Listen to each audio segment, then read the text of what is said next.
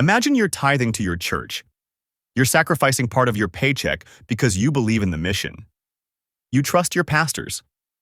Now imagine finding out they spent nearly $30,000 of that money on personal flights, $3,500 on alcohol, $2,300 on haircuts, and over $9,000 on surfing.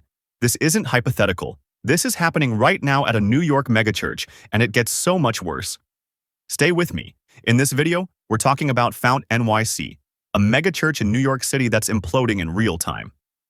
And when I say imploding, I mean leaked auditor reports, allegations of financial misuse, board members being fired for asking questions, and pastors denying everything while running the church from literally another continent. This story has everything: money, power, manipulation, and a congregation caught in the midst of it all. By the end of this video, you're going to understand exactly how church leadership can go wrong and why accountability matters more than charisma. However, first, let me provide some background, as this didn't happen overnight. Josh and Georgie Kelsey are Australian pastors who moved to New York in 2013 with a vision: plant a church that would reach young people in one of the world's most influential cities. They started what was originally called C3 Brooklyn, part of a massive church planting movement based in Sydney that's launched 600 churches across 54 countries. And honestly, they were successful. Fountain NYC grew. They expanded into multiple boroughs, changed their name to C3 NYC in 2018, and even opened international branches in Paris and Berlin by 2020. They attracted tons of young people to a city still reeling from the Hillsong scandal. Remember Carl Lentz, the celebrity pastor who imploded? Yeah, New York churchgoers were already skeptical, but here's where things get interesting. Last August, just weeks before the financial review we're about to discuss, Fountain NYC quietly separated from the C3 church network. No explanation given. C3 confirmed it, but neither organization has said why. And get this, the church's website still says that C3 provides financial oversight and accountability. Except, they don't anymore. Red flag number one. So what triggered all of this? According to leaked documents, the church hired an accounting firm called Cap'n Krause to review 9 years of spending by the Kelseys. The preliminary report, leaked in early January, is absolutely damning. We're talking about nearly $1.4 million spent on the church's American Express card without proper documentation or board approval. Of that, over $900,000 appears to be personal expenses. Let me break down some of these expenses for you because they're wild.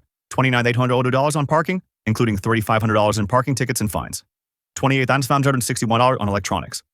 $25,000 on clothing. $67,000 on entertainment. $49,548 on therapy. $11,121 on sports. $9,392 on surfing. $6,507 on golf. $65,000 on health-related items. $631 on supplements. $65 on spa treatments. And over $22,000 that couldn't even be classified because there was no documentation. Here's what makes this even more egregious. According to former financial director Isabella Aguilar, regular staff had to submit receipts for everything. Every single expense had to be documented and justified. But Josh Kelsey? Different rules applied. Former music director Michael Andrew told reporters that when he had a family emergency in Florida, the church wouldn't let him work remotely. But the Kelseys? They moved to Australia last year to be near family dealing with cancer and kept their jobs, without board approval for the church to pay for the move. Double standards, clear as day. Now, Josh Kelsey has responded to these allegations, and his defense is interesting. In a recorded Zoom call on January 6th, he told church members that the audit lacks context and that auditors didn't give him a chance to explain. He said some of his spending was actually an investment in his mental health. For example, surfing? He claims his sabbatical coach recommended it for emotional restoration after COVID. Quote, "That money was invested to help in my emotional, mental restoration after COVID." He also argued that $1.4 million isn't that much money when spread over 9 years. Let me just let that sink in for a second. $1.4 million isn't that much money. Tell that to the young professionals in New York City tithing from their paychecks. Tell that to the families giving sacrificially because they believe in the mission. Kelsey also accused former board member David Chan of weaponizing the financial review by making it public and sowing division. He said, "My conscience is clear, church. I know what I've spent things on."